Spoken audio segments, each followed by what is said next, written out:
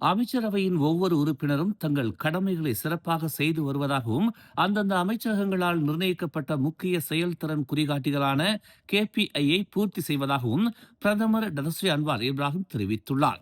அமைச்சரவையாக கூட்டு பொறுப்பு என்ற கொள்கைக்கு தனது அரசாங்கம் உறுதி பூண்டுள்ளதாகவும், இதன் மூலம் ஒவ்வொரு அமைச்சிலும் தெளிவான அளவிடக்கூடிய செயல்திறன் குறிகாட்டிகளான KPI-கள் அமைக்கப்பட்டுள்ளதாகவும் அன்வார் தெரிவித்தார்.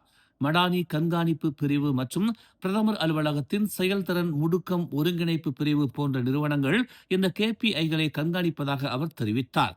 ஒட்டுமொத்தமாக அமைச்சரவை உறுப்பினர்கள் தங்கள் பொறுப்புகளை நேர்மையுடன் நிறைவேற்றி உள்ளனர், தங்கள் கடமைகளை செய்து வருகின்றனர், மேலும் ஒவ்வொரு அமைச்சும் நிர்ணயிக்கும் முக்கிய குறிகாட்டுகளை பூர்த்தி செய்கின்றன என்று அவர் குறிப்பிட்டுள்ளார். அதே நேரத்தில் நேர்மை மீறல்கள் வரும்போது அரசாங்கம் சமரசம் செய்யாது என்றும் அவர் எழுத்துப்பூர்வ நாடாளுமன்ற பதிலில் தெரிவித்தார்.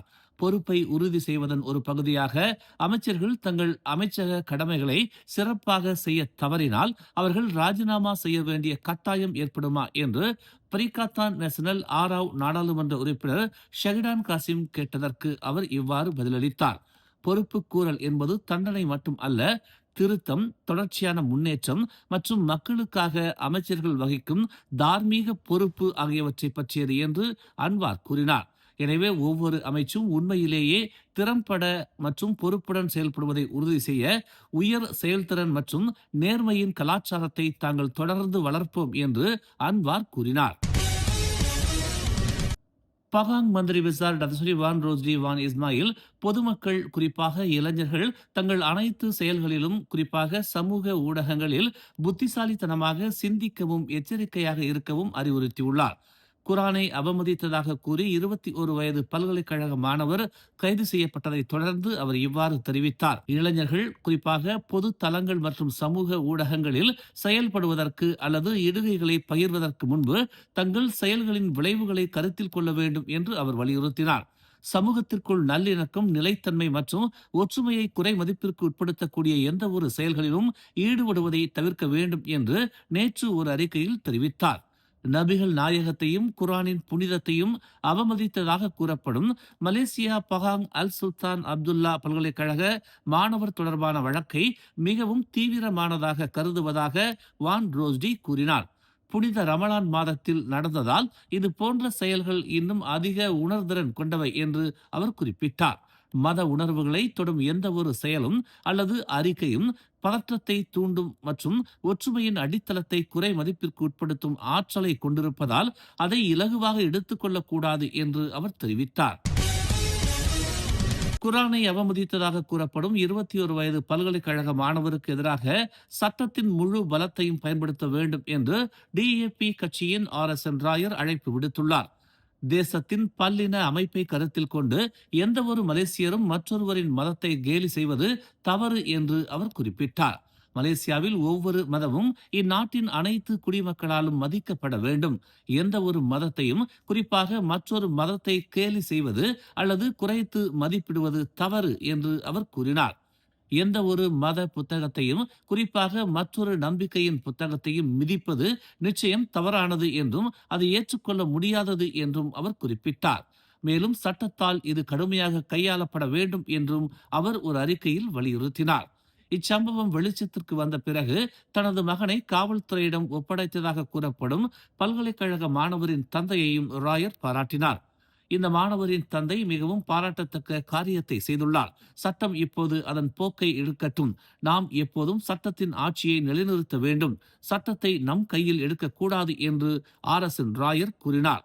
முன்னதாக குவாந்தானில் உள்ள மலேசிய பகாங் அல் சுல்தான் அப்துல்லா பல்கலைக்கழக மாணவர் ஒருவர் குரானை மிதித்ததாக கூறப்படும் புகைப்படம் சமூக ஊடகங்களில் இஸ்லாத்தை அவமதித்ததாக சந்தேகிக்கப்படும் நிலையில் போலீசார் அவரை கைது செய்தனர்.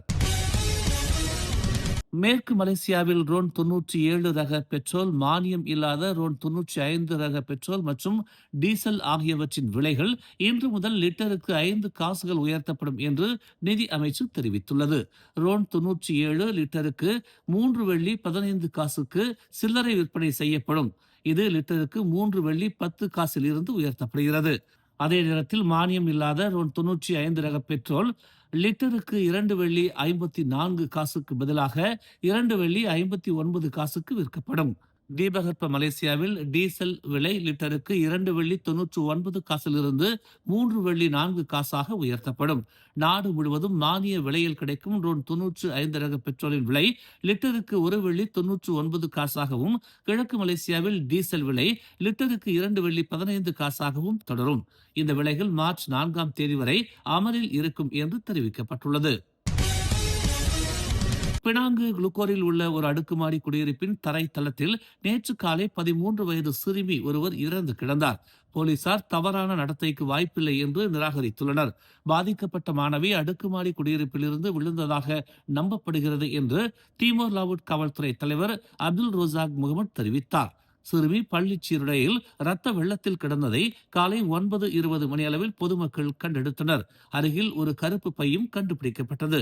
சம்பவ இடத்தில் மேற்கொள்ளப்பட்ட முதற்கட்ட விசாரணையில் எந்தவித குற்றச் செயல்களும் இல்லை என்றும் உடல் பிரேத பரிசோதனைக்காக பினாங்கு மருத்துவமனைக்கு அனுப்பப்பட்டதாகவும் ரோசாக் கூறினார்.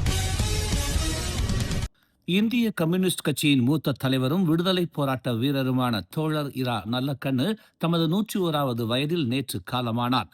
சுதந்திர போராட்ட வீரரும் இந்திய கம்யூனிஸ்ட் கட்சியின் மூத்த தலைவருமான நல்லக்கண்ணுவிற்கு அரசியல் தலைவர்கள் உள்ளிட்ட பல்வேறு தரப்பினரும் தங்கள் ஆழ்ந்த இரங்கலை தெரிவித்து வருகின்றனர். தூத்துக்குடி மாவட்டம் ஸ்ரீவைகுண்டத்தில் 1925ஆம் ஆண்டு பிறந்தவர் நல்லக்கண்ணு.